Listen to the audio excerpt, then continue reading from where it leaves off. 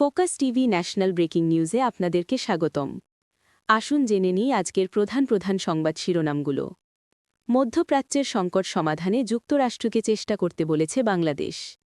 18 মার্চও ছুটির প্রস্তাব, অনুমোদন হলে ঈদের ছুটি হবে 7 দিন। শেখ হাসিনাকে ফিরিয়ে আনতে যথাযথ উদ্যোগ নেব চিফ প্রসিকিউটর। ঈদের প্রধান জামাত সকাল 8:30টায়। ফার ইস্টের সাবেক চেয়ারম্যান ও এমডি সহ 6 জনের বিরুদ্ধে দুদকের মামলা।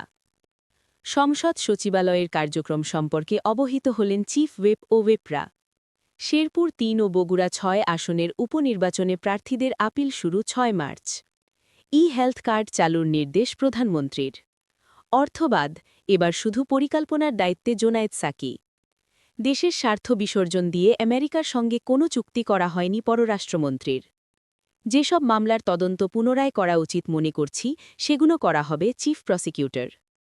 কাজ কমল নূরের, হাতে শুধু প্রবাসী কল্যাণ ও বৈদেশিক কর্মসংস্থান মন্ত্রণালয়ের দায়িত্ব। 1 বছরের মধ্যে 5 কোটি গাছ লাগানোর লক্ষ্য রয়েছে পরিবেশমন্ত্রীর। বাংলাদেশ সরাসরি আগ্রাসী শক্তির প্রতিবাদ করবে প্রত্যাশা ইরানি রাষ্ট্রদূতের। দায়িত্ব বাড়ল প্রধানমন্ত্রীর উপদেষ্টা নজরুল ইসলাম খান ও রিজভী আহমেদের।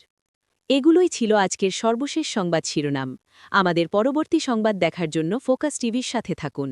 ধন্যবাদ।